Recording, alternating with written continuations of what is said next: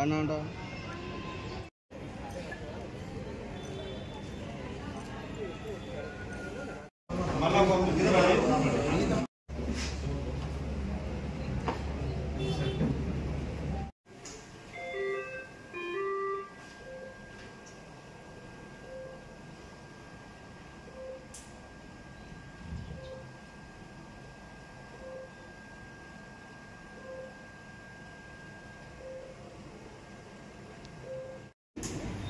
Photo పెట్టినాం photo పెట్టినప్పుడు తడగడ phone వచ్చింది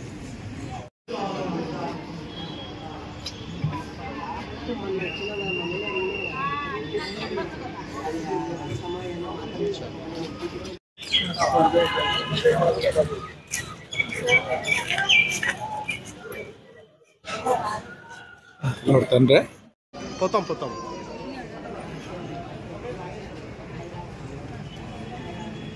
జరిగింది మీడియా మిత్రులకు తెలియజేయడమనగా నా కాడ ప్రతి ఒక్కరికి వెళ్ళి జరిగింది మీడియా మిత్రులకు తెలియజేయడమనగా నా కాడ ప్రతి ఒక్కరికి వెళ్ళి జరిగింది మీడియా మిత్రులకు తెలియజేయడమనగా నా కాడ ప్రతి ఒక్కరికి వెళ్ళి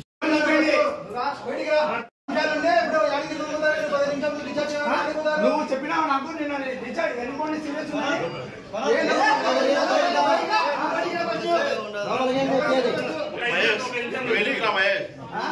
మా బాధ ఏంటంటే జరిగిందని ఒకైతే మమ్మల్ని తెచ్చారు మీరు వెళ్ళిపోయి సీరియస్ అని చెప్పినా మాకు చెప్పలే పని కంప్లీట్ గా మాకు అది పెద్ద బాధాకరమైన విషయం నువ్వు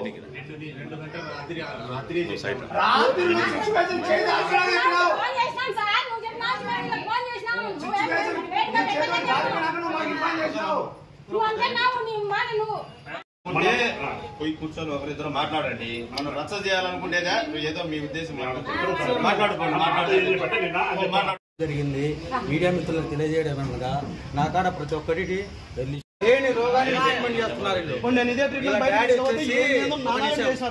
ఒక నిమిషం వీళ్ళ ఫాదర్ వచ్చేసి రిటైర్డ్ ఎంఆర్ఓ అంట నేను ఇష్టం వచ్చాను నా ఇష్టం నేను ఎంతైనా పెట్టుకుంటా ఫీజు అనే విధంగా ఉంది నా కాడ ప్రతి ఒక్కటి నిన్న మా వాడిని డిశ్చార్జ్ చేస్తా అని చెప్పిన 100 రూపాయలు కాదు 1000 రూపాయలు పెట్టుకుంటా జనరల్ వార్డు దానికి 3000 వేసినాడు అమౌంట్ ఏం సార్ 3000 వేసినా నా ఇష్టం నా పేరు శివ మాది జమలమడుగు మండలం గండికోట గ్రామం మేము 20వ తారీఖున జమలమడుగు రామేశ్వర హాస్పిటల్లో మా చెల్లెలను అక్కడ అడ్మిట్ చేశాము నైట్ 12 o'clock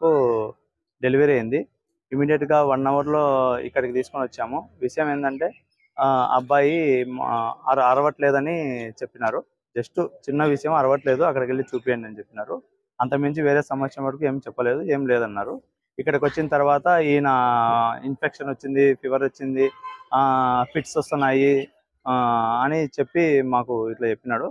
దాదాపు ఫస్ట్ రోజే 1.5 లక్షల నుంచి 2 లక్షల దాకా ఛార్జ్ చేసినాడు ఈరోజు నైట్ అడ్మిట్ చేస్తే 2 రోజులకే 1.5 లక్షల నుండి 2 లక్షలు ఛార్జ్ చేసినాడు మేము ఇక్కడ పరిస్థితి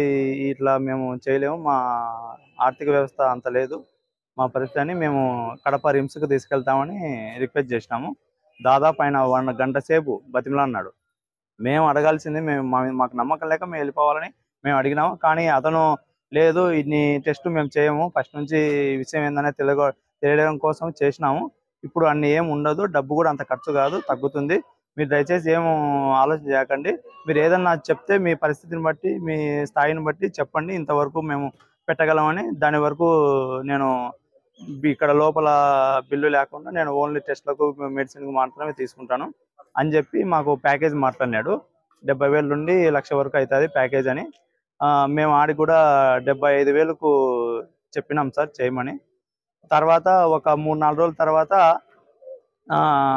మేము ఇంకా వీళ్ళున్న కాడికి చేసినాము ఇంకా మా చేతులు కట్టేసి మీరు ట్రీట్మెంట్ చేయాలంటే మేము చేయలేము ఈ నుంచి ఇంకా కాస్ట్లీ మెడిసిన్ వాడాల్సింది ఉంటుంది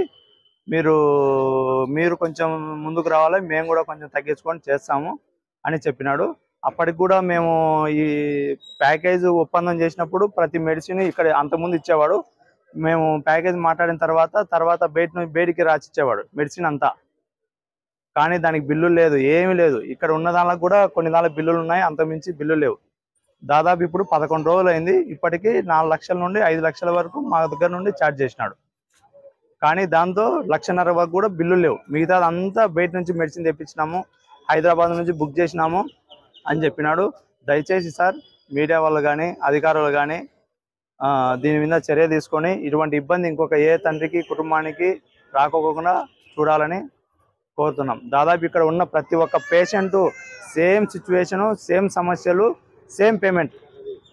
ఒక రోజుకు 1,00,000, ఎవరు వచ్చినా 1,00,000 అట్లా ఛార్జ్ చేస్తున్నాడు. దయచేసి చర్య తీసుకోవాలని కోరుతున్నాం.